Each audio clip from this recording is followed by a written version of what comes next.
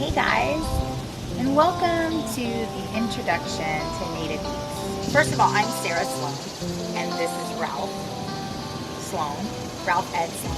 I am a mother of 9 children. I've been cooking for my family for over 18 years. My oldest is 18, and so I've really 20 years. Over those years, for all of my kids and what have you, I've evolved in so many ways from the, really common American diet that we kind of grew up, everyone of my era. I was born in 79, so no shame in my game. And so everyone of my era can kind of probably relate in America anyway to all of the fat-free and the margarine and all the fake stuff that TV dinners and Totino's pizzas and no offense, but all the frozen TV dinners and frozen burritos and all that weird stuff that we kind of grew up on as kids that really made us probably not the best people at the end of the day. You are what you eat. But we didn't know all of that back then. It's been we didn't have organic when we were kids. Like what got me more on this food journey really, and kind of why I'm the way I am and why I eat the way I do, and gluten-free by choice, and don't eat industrial meat, don't eat industrial dairy. I have discussions on all of that I hope you guys will tune into. I have a dairy discussion and a meat discussion, corn discussion. But the journey really started when my twin boy got sick, and that was 11 years ago. He's 13 now. And as a result of him getting sick, he was a perfectly healthy twin boy. He was almost 7 pounds. And I went full term with him. And when he was 2, he got really sick. He got MRSA. And I believe that the reason he got it was because of the food and directly related to candy that I was buying at the time.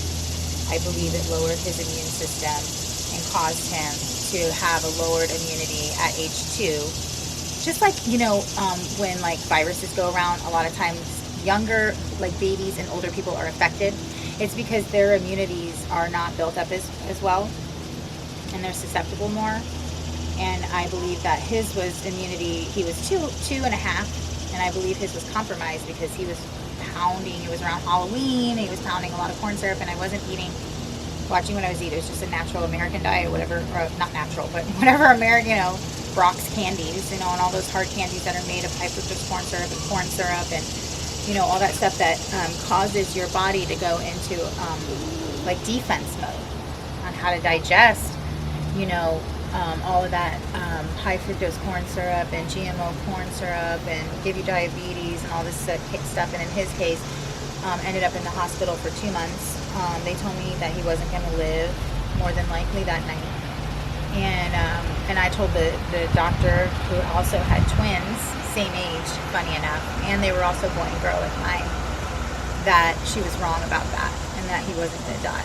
And he was sitting right next to me in the bed when I said that. I said, no. So, and he didn't that night. He didn't. And I still have him today. But I don't have him whole. He has a prosthetic heart valve, and he has a pacemaker that he will have, he's had and will have. As a result, the infection didn't take his life, but it did take and eat some of his parts and stuff. And so that really spiraled me. That was really tough on me, in the hospital for 2 months, and then ICU with a son that had swelling in the brain and like all this kind of stuff. All because of some weird bug out there that's on gas station pumps, and 40% of us have it on our skin and in our nose, and probably higher now, and all this kind of stuff. So it really like threw me for a loop, and so I really started investigating everything that I ate, and I started realizing that really affects everything. Compromises your immune system, can make you sick, and then ultimately the couple of bucks you spent on cheap food, which nowadays healthy food isn't really that expensive anymore. Back in the 10 years ago, it was kind of more expensive to buy organic or to find organic foods and stuff like that, but it's really not anymore. It's really easy to be paleo if you want, and all that kind of stuff. So that I started reading ingredients. I started freaking out, going, oh my gosh, what's in this? What is this? And Googling all these weird words and wondering why we were eating all this stuff. And it really was weird when I was Googling it and wondering how did we get to this point? Why did we get to this point? And then there's a lot of reasons why, and we can sit here and discuss all of that, Industrial Revolution, canned foods, the wars, compromising our food system because of all of those types of things going on. And so I really feel like people nowadays are really suffering from all that compromisation in the food system. And I don't feel like it. I mean, it's the facts. Everybody's, the cancer rates are like I thought it was 1 in 3, but maybe it's a little bit higher. Not as high as that, but it's really high. Diabetes, I mean, the ailments go on and on. There's, people have seizures and all this weird, stuff going on. And I believe that, if people just didn't eat all of the weird stuff, then it probably your body wouldn't have to be in defense mode all the time, and that your body could be in a position to where it could take all the food that you ate that was good quality food, and it could then store it and put it away and say, oh, vitamin A, vitamin B, thank you for giving me all of this calcium, and thank you for giving me this, instead of taking some kind of like big old fried chicken sandwich with all these weird ingredients, and something you bought out. You start eating it, it goes into the body, and the body starts putting together like this arsenal of like defenders, and like they're all trying to like fight the toxins here and the weird fats here, and the chicken that was fed all this weird stuff and hormones and whatever, and so now you're going into all of this like defense mode and toxin mode, and rather your body could just simply grab those foods, deliver the vitamins, and digest the rest like it's naturally supposed to do. And so that that brought me down all these roads.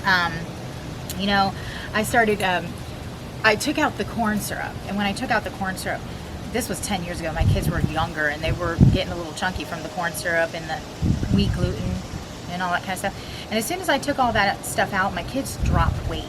We're all sitting around the table looking at each other going, gosh, we're all thinner. And it wasn't even, we weren't dieting, we just cut out the corn syrup and cut out, the gluten. And then I went to the dairy because I realized in the dairy discussion, please watch the dairy discussion. I'll provide all of those links for you. But, cutting out all of that changed everything. And some of my family members even had allergies to the wheat gluten. Some of them had rashes, heartburn, continuous heartburn that would just never go away. And when we eradicated those three things, the corn, high fructose corn syrup and weird, of course, some preservatives, and then the industrialized dairy and the wheat gluten, took those things out, rashes gone, heartburn gone, weight drop, and it's just taking out all of those toxins that your body has to defend itself from. You are what you eat, and what you eat is what it is. It goes down the line. So, and we talk about that in the meat discussion. That's kind of what brought me down this journey. And so I'm hoping, and then I guess ultimately, because I am gluten-free by choice, and I do a lot of paleo stuff, not necessarily paleo, and I don't really labelize how I eat. I just call it a natural diet, and that's why the show is called Native Eats. It's really just not, this isn't some kind of fabulous diet, South Beach diet plan or something. This is just getting back to a natural mindset and a natural way of thinking and a natural way of eating. And one of those natural ways of eating is, some people give it a label, intermittent fasting. But I wanted to talk about that with you. I mean, it's not just what you're eating, but it's how you're eating too. When, we were more natural humans in a more natural environment, 500 years ago maybe, definitely 1,000 years ago, probably 500 years ago, we would get up, we didn't have pantries to get it like convenient, pop a toaster, pop pastry in your mouth or whatever snack. You would get up as a human and you would get hungry. You would go and forage or hunt or both. The team would go out, forage, hunt. Everybody would, come back to camp. People building the fires and get ready to cook. And so therefore your body had time to really just get hungry instead of just eating to eat because it's morning time. You eat, you really need to eat when your body's ready to eat and ready to digest the food and then take in all those good vitamins. So, so then, you wait 14 hours as a female, or you wait 16 hours as a male to kind of Americanize or modernize, what you simulate what we would have done back then. Because we want to try, the idea is to try to take the modern, concepts that we have, because some people might argue, well, back then, people didn't live as long. And that's true. They didn't. However, we can combine the two. We don't have to eat a bunch of poisons and not live natural. And now we're all dying. You could argue now people are dying of ailments left and right, and also dying really unhealthy, like Alzheimer's. They're suffering. People are suffering. Like, I don't know about you, but I don't want to suffer. Like, I'm hoping not. I want to go when it's time to go, and I want to be healthy when I go, as I can. And so I don't want it to cost my family or me a lot of money either to die, because it's because I got sick and suffered, or something like that. And so so that's kind of the Native Eats concept, is to take modern ideas and concepts and natural ideas and natural medicine and ideas, and certainly the idea that you could go to the hospital if you got your arm chopped off and get that fixed, right? But brain surgery, perfect. Can't use natural medicine for that. You kind of need. But you get the idea, is that it's all kind of merging, going to the next phase in life where we can merge what we know today and still eat naturally like we used to, because that really is the best way for our bodies, because our bodies are telling us now that all the stuff we're eating isn't good, because all of our bodies are fighting back. We need to get back to a natural way, and it helps us to look healthier, feel healthier, think healthier, and have a lot more energy at the end of the day. So whether you want to eat like this on a better path, like a native, and get feeling good because you want to either lose weight, or because you want to think more clearly, maybe you want to unfreeze your pineal gland, whatever your motivation is, it's a good one. I'm going to tell you that right now.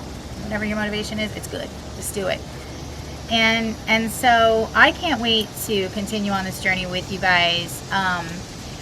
I have a lot of information to share. I always, the reason I started this show was because of that. I'm always getting hit up about how did you make these gluten-free biscuits so good? And tell me the recipe. And I find myself sitting in grocery stores talking to people for, an hour, So now what I want to do is I want to share this way of life with all of you guys.